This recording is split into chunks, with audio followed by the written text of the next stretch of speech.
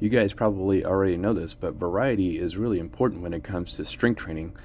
Basically, so your body gets a little surprised and has to make adaptations, right? And that's how it changes, and that's why more people need to be doing resistance bands in addition to their machines and free weights. And that's why it's also not a bad idea for you to occasionally, mix in some free weights, right? Especially, but one other way you can get variety is in grips, right? So here I'm using what's called a neutral grip, and it just feels totally different than the handle. And what you want to do is grab the band by the black sleeve and just do your movements with with this different feeling, right?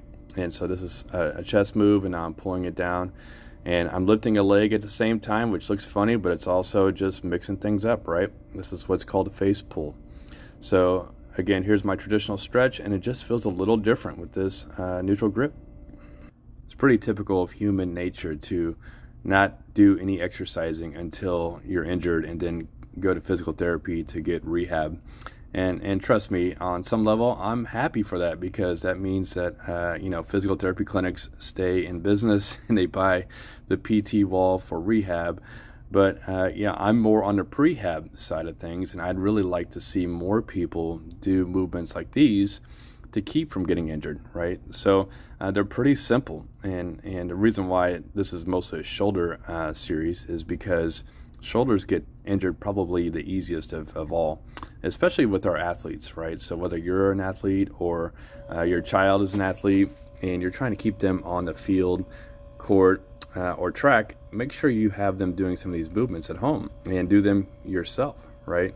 It's just really important to keep those injuries away. I often talk about how my worlds collide because I'm still an athlete, but I'm also kind of a bodybuilder, right? And I also like to work on my flexibility. And so, with this workout, all those worlds really combine, where I'm working on my athleticism, which is also going to build my legs and shape my legs, right? So that's why so many athletes have great bodies, honestly, because sports require you to move in really strange ways, right? Where you're being contorted, and you're having to make fast movements in different directions, and so it's actually kind of easy to get hurt playing a sport. And so if you have the system at home and you're using it with a child, this is going to build a lot of durability with them. If you've noticed, I've turned around here and I'm working my legs in all these different directions while connected. Now you have to be careful with this because you're always being pulled backwards, and so it really makes you connect to the ground with your feet. But you can just work the entire hip region from every direction and build power and speed, like with this move here.